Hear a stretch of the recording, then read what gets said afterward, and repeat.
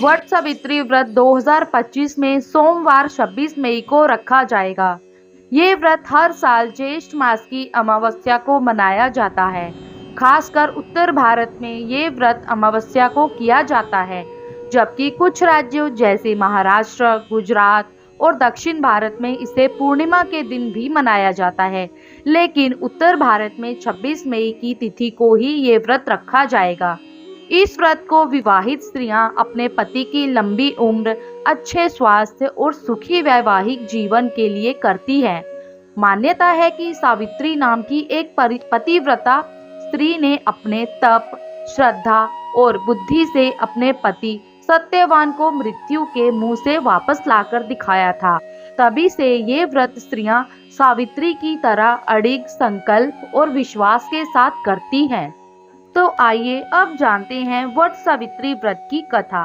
बहुत समय पहले मद्र देश के राजा अश्वपति के कोई संतान नहीं थी।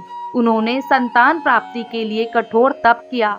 कुछ समय बाद उन्हें एक सुंदर और तेजस्वी कन्या प्राप्त हुई, जिसका नाम उन्होंने सावित्री रखा। जब सावित्री विवाह योग्य हुई तो राजा ने उसे स्वयं योग्य वर चुनने के लिए कहा। सावित्री ने वन में रहने वाले सत्यवान नामक राजकुमार को अपना पति चुना। नारद मुनि ने सावित्री को बताया कि सत्यवान बहुत ही गुणी और धर्मपरायण है, लेकिन उसकी उम्र बहुत ही कम है और वह केवल 1 वर्ष ही जीवित रहेगा। सावित्री अपने निर्णय से पीछे नहीं हटी और सत्यवान से विवाह कर लिया।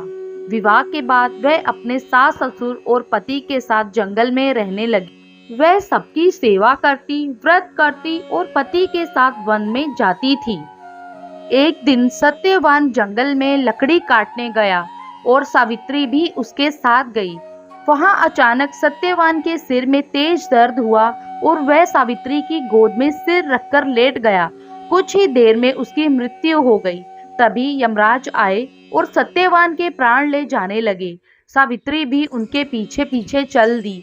यमराज ने उसे कई बार रोका, लेकिन वह नहीं मानी। उन्होंने कहा कि मृत्यु के बाद कोई पीछे नहीं आता, लेकिन सावित्री अपने संकल्प पर अडिग रही। उसकी निष्ठा और पतिव्रता से प्रभावित होकर यमराज ने उसे वरदान देने का वचन दिया। सावित्री ने पहले अपने सास ससुर की आंखों की रोशनी की मांग की, फिर उनका राज्य वापस मांगा और अंत में 100 पुत्रों की मां बनने का वरदान मांग लिया। यमराज ने सभी वरदान दे दिए, लेकिन जब उन्हें ये बात समझ आई कि यदि सत्यवान जीवित नहीं होगा तो ये वरदान व्यर्थ होंगे, तब उन्होंने सावित्री को सत्यवान का जीवन भी लौटा दिया।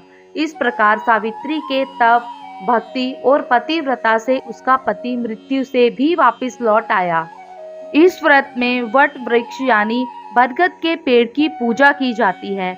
महिलाएं सुबह स्नान करके व्रत का संकल्प लेती हैं, फिर व्रत कथा सुनती हैं और वट वृक्ष की पूजा करती हैं। बरगद के पेड़ को चारों ओर कच्चा सूत लपेटकर उसकी परिक्रमा की जाती है।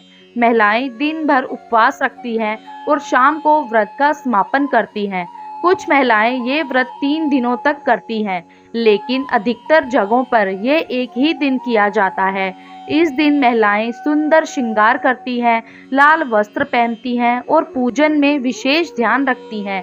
ये व्रत केवल धार्मिक अनुष्ठान नहीं, बल्कि पति पत्नी के प्रेम, विश्वास और नारी शक्ति का प्रतीक माना जाता है। आप सभी को वट सावित्री व्रत की हार्दिक शुभकामनाएं। राधे राधे।